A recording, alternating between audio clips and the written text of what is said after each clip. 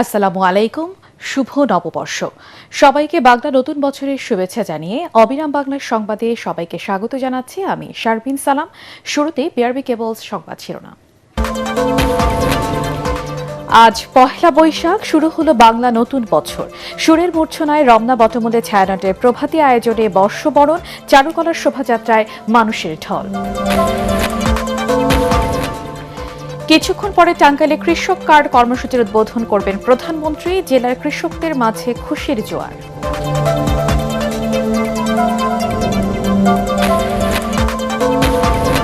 কুমিল্লার দাউদকান্দিতে চাল বোঝাই ট্রাক খাদে পড়ে নিহত 7, আহত 6 জন।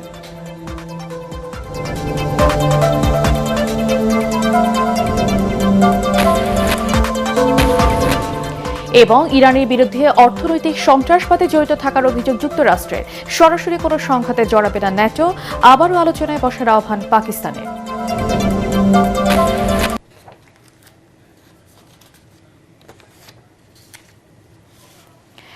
শুনছিলেন বিআরবি কেবল সংবাদ শিরোনাম, এবারে বিস্তারিত। আজ পয়লা বৈশাখ। বাংলা পঞ্জিকার পাতা উল্টে যোগ হলো নতুন আরেকটি বছর, স্বাগত 1433। আকাশে সূর্যের প্রথম আলো ফুটতেই বাঙালির মানবিক, অসাম্প্রদায়িক ও নবজাগরণের চেতনা নিয়ে মানুষ দিনটি পালন করছে। সারা দেশের মানুষই ভোরের স্নিগ্ধ প্রকৃতি, দেশপ্রেম ও মানবমুখী চেতনার সম্মেলনে নতুন বছরকে বরণ করে নিচ্ছে।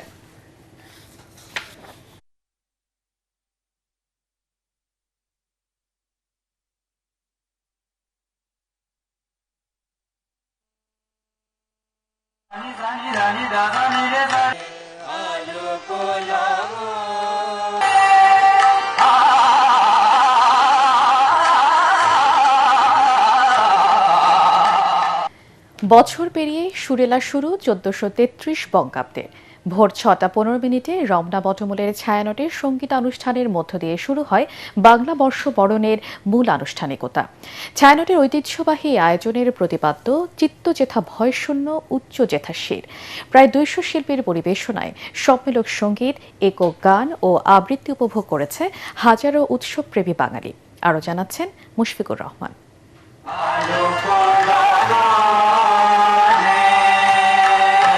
সুরেলা এই আহ্বানে আজ প্রকৃতির ঘুম ভেঙেছে, ডাক এসেছে নতুন শুরুর।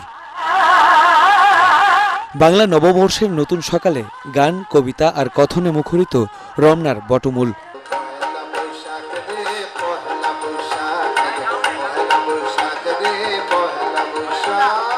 কখনো সম্মিলিত, কখনো আবার একক পরিবেশনা। সুরের এক অনন্য স্রোতধারায় বিলীন হয়ে যাচ্ছিল চারপাশ।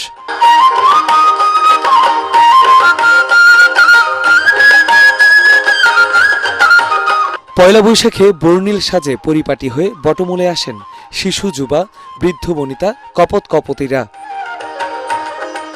ছায়ানটের শিল্পীদের সুরের বন্দনায় বৈশাখকে বরণ করে নেয় উৎসবপ্রেমী বাঙালি। খুবই ভালো লাগছে। আসলে ছায়ানটের এই অনুষ্ঠানটায় আসা আমাদের প্রতি বছরের রুটিন। আমরা পুরো পরিবার সহ আসি। মেয়েকে নিয়ে এসেছি আমাদের যে বাংলাদেশের যে সংস্কৃতি, সেটা তাদেরকে বোঝানোর জন্য। পয়লা বৈশাখ আমাদের ঐতিহ্যের সাথে যায়, আমাদের ঐতিহ্যের একটা বড় অংশ, এবং এই পয়লা বৈশাখটাকে আমরা খুব পারিবারিকভাবে বন্ধুবান্ধবদের সাথে খুব ভালোভাবে উদযাপন করি। এবং এবারের পয়লা বৈশাখ আমার জন্য অবশ্যই অনন্য, যেহেতু আমি আমার স্ত্রীকে সাথে নিয়ে এসেছি। আমি থাকি অন্য জায়গায়, টাঙ্গাইল থাকি, টাঙ্গাইল থেকে ঢাকায় আসার শুধুমাত্র এটার জন্য তো খুবই ভালো লাগছে। ভাষা ভিন্ন, তবুও উৎসবের রং ছড়িয়েছে ভিনদেশীদের মনেও। বাংলা সংস্কৃতির মোহে বিমোহিত বিদেশিনীরা। Yeah, I'm loving it. It's really nice. It's fun to see. I went to Orang yesterday and I got some pretty gear and I really like the food. It's wonderful. বাংলার এই প্রাণের উৎসবের রং ছড়িয়ে পড়ুক প্রতিটি অন্তরে। নতুন বছর জুড়ে ভালো থাকুক প্রতিটি প্রাণ, প্রকৃতি, এমনটাই চাওয়া সবার। পেছনের সকল গ্লানি মুছে ঘুচে যাক মানুষে মানুষে ভেদাভেদ। গানে গানে বর্ষবরণে রমনার বটমূল থেকে এমন বার্তাই দিলেন ছায়ানটের শিল্পীরা। দেশকে ভালোবেসে স্বদেশী সংস্কৃতিকে বুকে ধারণ করে এগিয়ে যাবে বাঙালি। বৈশাখের পয়লা দিনে এমনটাই প্রত্যাশা সবার। মুশফিকুর রহমান, ATN বাংলা, ঢাকা। ব্যাপক উৎসাহ উদ্দীপনা ও বিভিন্ন কর্মসূচির মধ্য দিয়ে সারা দেশে পহেলা বৈশাখ পালিত হচ্ছে। বীর মুক্তিযোদ্ধাদের সম্মাননা প্রদান, জাতীয় সঙ্গীত পরিবেশন, শোভাযাত্রার মধ্য দিয়ে নতুন বছরকে বরণ করা হয়। বিভিন্ন কর্মসূচির মধ্য দিয়ে বরিশালে পহেলা বৈশাখ পালিত হচ্ছে। নগরীর বিএম স্কুল মাঠে উদীচী ও বরিশাল নাটকের উদ্যোগে প্রভাতী অনুষ্ঠানের মধ্য দিয়ে দিনটি শুরু হয়। পরে বর্ষবরণের শোভাযাত্রা বের হয়ে নগরীর বিভিন্ন সড়ক প্রদক্ষিণ করে শোভাযাত্রাটি একই স্থানে এসে শেষ হয়।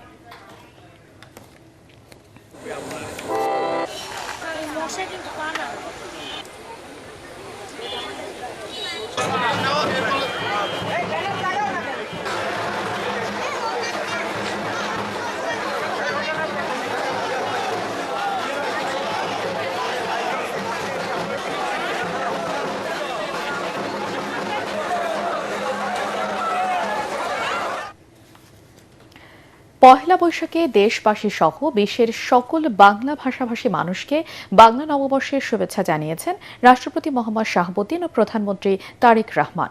পৃথক বাণীতে রাষ্ট্রপতি বলেন, সরকার গঠনের অল্প সময়ের মধ্যেই সরকার প্রতিশ্রুতি অনুযায়ী বেশ কিছু জনকল্যাণমুখী ও দূরদর্শী কর্মসূচি চালু করেছে। পহেলা বৈশাখে কৃষক কার্ড কর্মসূচির সূচনা যুগান্তকারী পদক্ষেপ বলে মনে করেন রাষ্ট্রপতি।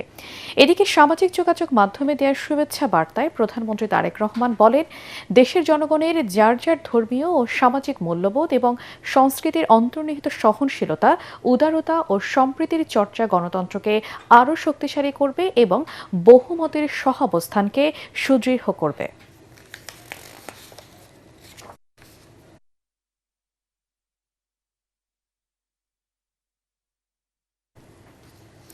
নির্বাচনী প্রতিশ্রুতি অনুযায়ী কিছুক্ষণ পর টাঙ্গাইলে কৃষক কার্ড বিতরণ কর্মসূচির উদ্বোধন করবেন প্রধানমন্ত্রী তারেক রহমান। এ উপলক্ষে জেলার কৃষকদের মাঝে বইছে খুশির জোয়ার। সরকারের পক্ষ থেকে জানানো হয়েছে, প্রাথমিকভাবে 10 জেলার 11 উপজেলায় 22,065 জনের মাঝে কৃষক কার্ড বিতরণ করা হবে। এই কার্ড দিয়ে 10টি বিশেষ সুবিধা পাবেন কৃষকরা। পর্যায়ক্রমে দেওয়া হবে 4,27,00,000 কার্ড। কৃষক কার্ড বিতরণ কর্মসূচির আগে টাঙ্গাইলের সন্তোষে মাওলানা আব্দুল হামিদ খান ভাসানীর কবর জিয়ারত করবেন প্রধানমন্ত্রী।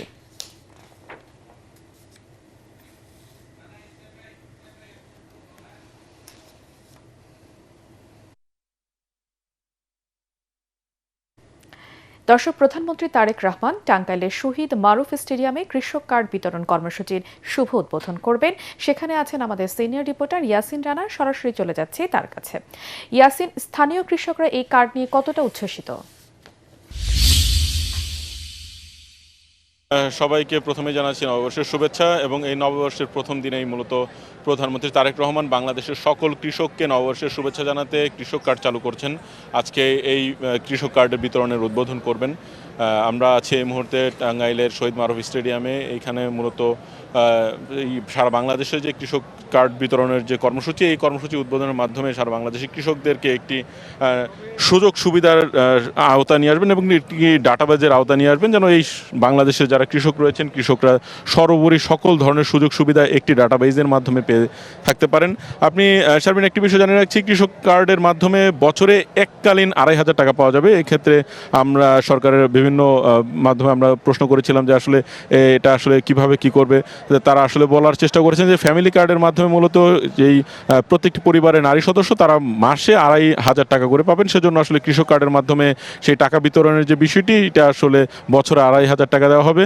যেমনটি আপনি জানাচ্ছিলেন যে সারা বাংলাদেশে ইতিমধ্যে হলো 22,065 জনকে কৃষক কার্ডের আজকে বিতরণ করা হবে এবং এই বিতরণের মাধ্যমে এই কার্যক্রম শুরু হচ্ছে। সর্বোপরি সারা বাংলাদেশে 4,27,00,000 কৃষক রয়েছে, যেই তথ্যটি সরকারের ডাটাবেজে রয়েছে। এই ডাটাবেজের মাধ্যমে মূলত সারা বাংলাদেশের কৃষকদেরকে এখানে একটি সুযোগ সুবিধার আওতায় নিয়ে আসা হবে। এই আওতার মাধ্যমে মূলত বাংলাদেশে যে ক্ষুদ্র মাঝারি যারা ভূমিহীন কৃষক তাদের একটি ক্যাটাগরি থাকবে, যারা বড় পরিসরের কৃষিকাজের সাথে যুক্ত তারা এখানে আওতায় থাকবে। এছাড়া লবণ চাষি থেকে শুরু করে যারা গবাদি পশুপালন চাষ করেন, ছাদ কৃষি করেন, এই সকল সুযোগ সুবিধার যারা এখানে রয়েছেন কৃষক আছেন তাদেরকে মূলত আওতায় নিয়ে আসা হবে। এর মাধ্যমে মূলত কোন কৃষি কাজে কিংবা কোন সময় কোন ফসল উৎপাদন করা হবে, কোন নানান ধরনের তথ্য, কখন কিভাবে কি করা লাগবে, কখন বীজ নেওয়া লাগবে, এই সার্বিক তথ্যগুলো মূলত এই কৃষক কার্ডের মাধ্যমে সবাইকে সরবরাহ করা হবে, যেন বাংলাদেশের যে কৃষি সেক্টরের যত ধরনের সমস্যা রয়েছে এই বিষয়গুলো যেন তারা এখান থেকে তারা মূলত আসলে জানতে পারেন। আমরা একটু বিষয় জানিয়ে রাখছি, তোমাদের প্রধানমন্ত্রী তারেক রহমান টাঙ্গাইলে এসে পৌঁছেছেন এবং টাঙ্গাইলে এসে পৌঁছানোর পরপরই এখানে মাওলানা আব্দুল হামিদ খান ভাসানীর মাজার জিয়ারত করবেন। মাজার জিয়ারত করার পরে এখানে কৃষক কার্ডের উদ্বোধন করবেন এবং কৃষক কার্ড উদ্বোধন করার ঠিক পরে এখানে একটি পৌর উদ্যানে কৃষি মেলা হচ্ছে, কৃষি মেলার উদ্বোধন করার মাধ্যমে এইখানে টাঙ্গাইলের সফর সমাপ্ত করবেন। আমরা একটি বিষয় জানানোর চেষ্টা করব যে সারা বাংলাদেশে যত কৃষক রয়েছে কৃষকদেরকে একটি সুযোগ সুবিধা আওতায় আনার মাধ্যমে বাংলাদেশে যে কৃষি পণ্য উৎপাদন হবে, কৃষি পণ্য উৎপাদন, বিতরণ, বিপণন সকল একটি সিস্টেমের মধ্যে নিয়ে আসা হবে, যার কারণে মূলত কৃষকদের যে অনেক ধরনের প্রশ্ন থাকে যে একটি কৃষি পণ্য উৎপাদন করা হলো এবং উৎপাদন পরবর্তী সময়ে যে আসলে কৃষকরা তাদের ন্যায্য মূল্য পান না, কিভাবে কখন কোথায় এই সরবরাহ করবেন, বাজারজাত করবেন, এই সার্বিক বিষয়টি মূলত সরকার একটি সিস্টেমের মধ্যে আনার চেষ্টা করবেন যেন কৃষি কাজের ক্ষেত্রে কোনো ধরনের অসুবিধা না থাকে। এছাড়া একটি বিষয় হলো জানানো রাখবো যে বাংলাদেশে কৃষিকাজের ক্ষেত্রে অন্যতম দুটি উপাদান হলো কীটনাশক এবং সার। এখানে সার নিয়ে প্রতি বছরই যে সিন্ডিকেট হয়, সার কৃষকরা পান না, বেশি দামে কিনতে হয়। এছাড়া কীটনাশকের যে পর্যায়ক্রমে মূল্য বৃদ্ধি পাচ্ছে, এই বৃদ্ধির মাধ্যমে যে কৃষকদের যে ক্ষতির সম্মুখীন হতে হচ্ছে, সব কিছু মিলিয়ে মূলত এমন একটি সিস্টেম দাঁড় করানো হবে যেন কৃষকরা কম মূল্যে কৃষিপণ্য উৎপাদন করতে পারেন এবং পরবর্তীতে সেটি যেন সঠিক সময়ে সঠিক মূল্যে বাজারজাত করতে পারেন। এই বিষয়টি নিয়ে মূলত সরকারের মূল পরিকল্পনা। তো এই ক্ষেত্রে এই কৃষি কার্ডের মাধ্যমে সকলেই সমানভাবে উপকৃত হবেন এমনটি সরকার প্রত্যাশা করছে। প্রধানমন্ত্রী তারেক রহমান একটু পরে এখানে পৌর উদ্যানে এই স্টেডিয়ামে আসবেন এবং কৃষক কার্ড উদ্বোধন করবেন।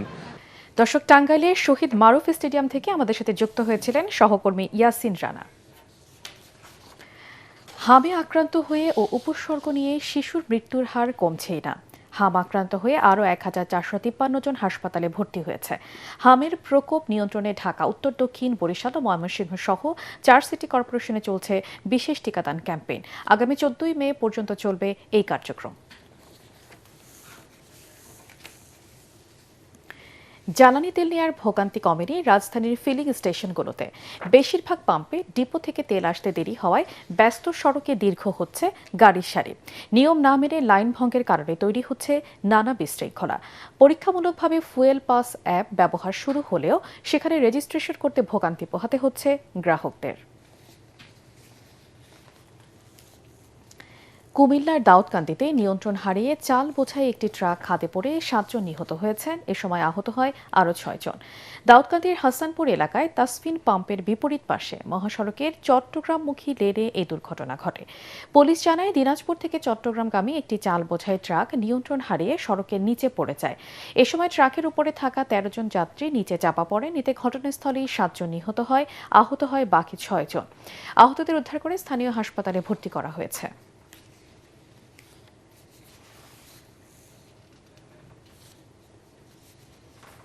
এবারে ইরান আমেরিকা যুদ্ধ প্রসঙ্গ।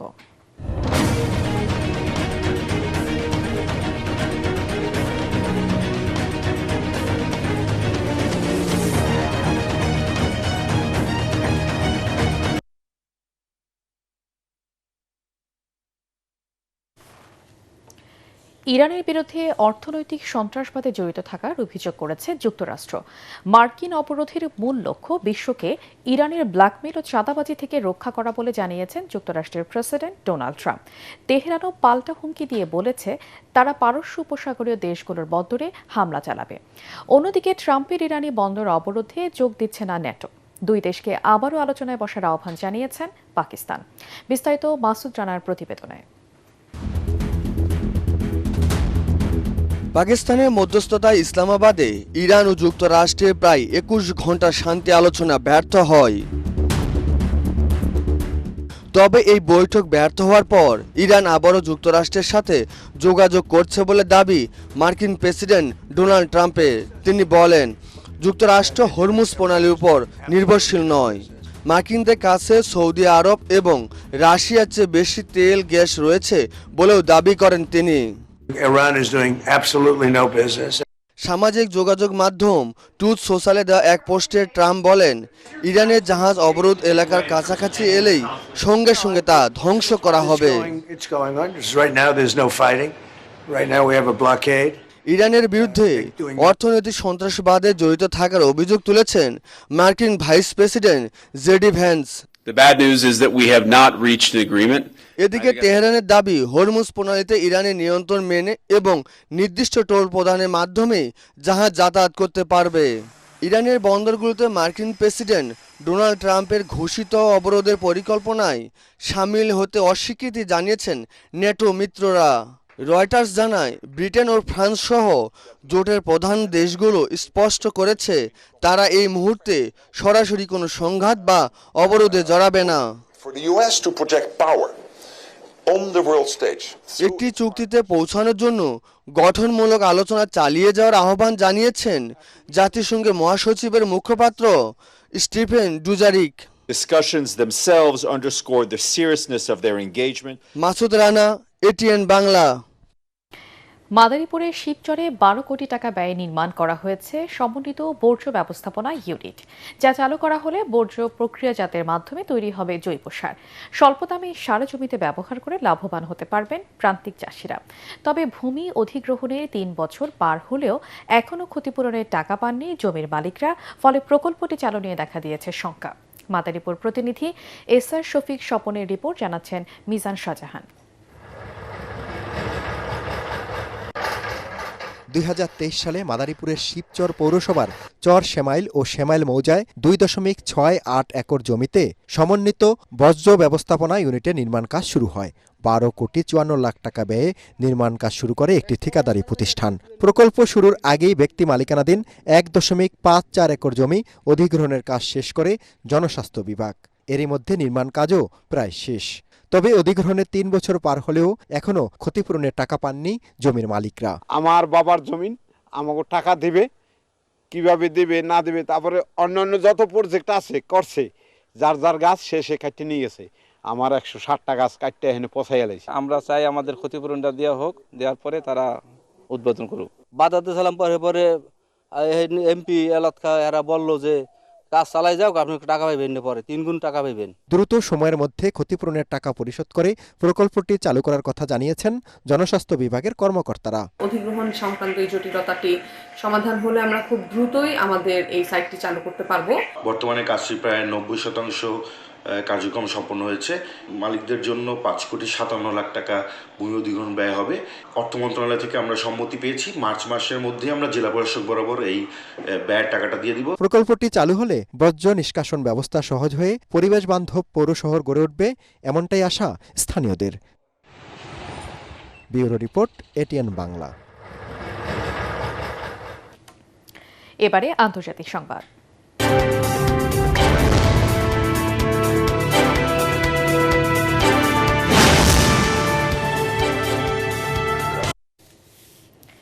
মধ্যপ্রাচ্যে চলমান অস্থিরতা এবং বৈশ্বিক অর্থনীতির পরিবর্তিত পরিস্থিতির প্রভাবে বিশ্ববাজারে সোনার দামে বড় পতন হয়েছে। বার্তা সংস্থা রয়টার্স জানিয়েছে, স্পট গোল্ডের দাম 0.8% কমে প্রতি আউন্স $4,711.51 বিক্রি হয়েছে। মার্কিন গোল্ড ফিউচার 1.1% কমে আউন্স প্রতি $4,732.80 বেচাকেনা হচ্ছে। গত 28 ফেব্রুয়ারি শুরু হওয়া যুক্তরাষ্ট্র ইসরায়েলের ইরান বিরোধী যুদ্ধের পর থেকে সোনার দাম 10% বেশি কমেছে। পহেলা বৈশাখ উপলক্ষে সরকারি ছুটি থাকায় বেনাপোল পেট্রাপোল বন্দর দিয়ে বন্ধ রয়েছে দুই দেশের মধ্যে আমদানি রপ্তানি বাণিজ্য। সেই সাথে বন্ধ আছে বন্দর ও কাস্টমসের কার্যক্রম। তবে দুই দেশের মধ্যে পাসপোর্ট যাত্রীদের চলাচল স্বাভাবিক আছে।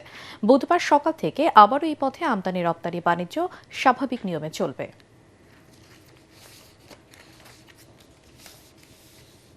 এবারে খেলার খবর।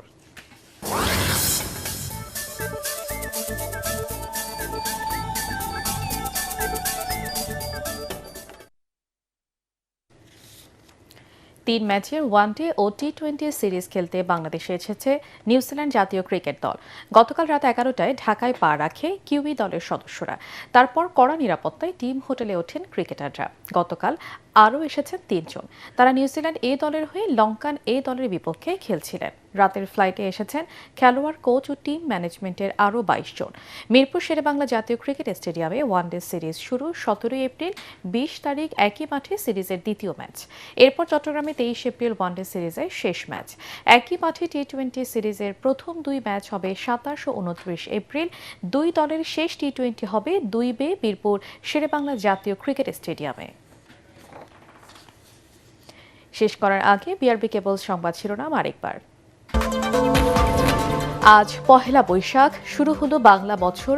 সুরের মূর্ছনায় রমনা বটমূলে ছায়ানটের প্রভাতী আয়োজনে বর্ষবরণ, চারুকলার শোভাযাত্রায় মানুষের ঢল। কিছুক্ষণ পর টাঙ্গাইলে কৃষক কার্ড কর্মসূচির উদ্বোধন করবেন প্রধানমন্ত্রী। জেলার কৃষকদের মাঝে খুশির জোয়ার।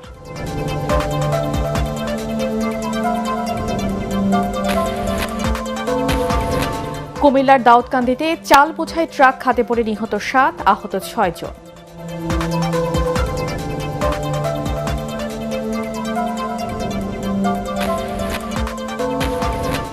এবং ইরানের বিরুদ্ধে অর্থনৈতিক সন্ত্রাসবাদে জড়িত থাকার অভিযোগ যুক্তরাষ্ট্রের। সরাসরি কোনো সংঘাতে জড়াবে না ন্যাটো, আবারও আলোচনায় বসার আহ্বান পাকিস্তানের। পরবর্তী সংবাদ দেখার আমন্ত্রণ জানিয়ে এখনকার মতো শেষ করছি। এটিএন বাংলার সংবাদ ইউটিউবে দেখতে ব্রাউজ করুন, youtube/ATN Bangla News।